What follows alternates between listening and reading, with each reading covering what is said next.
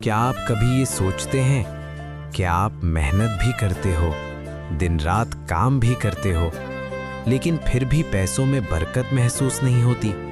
کبھی پیسہ آتا ہے لیکن ٹکتا نہیں، کبھی کمائی ہوتی ہے لیکن سکون نہیں ملتا، اور پھر آپ سوچتے ہو میرے ساتھ ہی کیوں؟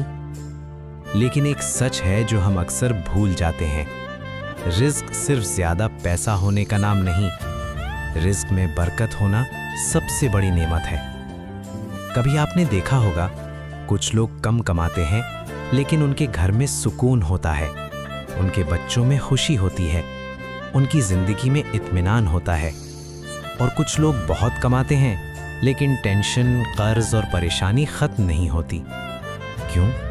کیونکہ برکت اللہ دیتا ہے، اور برکت صرف محنت سے نہیں، نیت، حلال کمائی اور شکر سے آتی ہے۔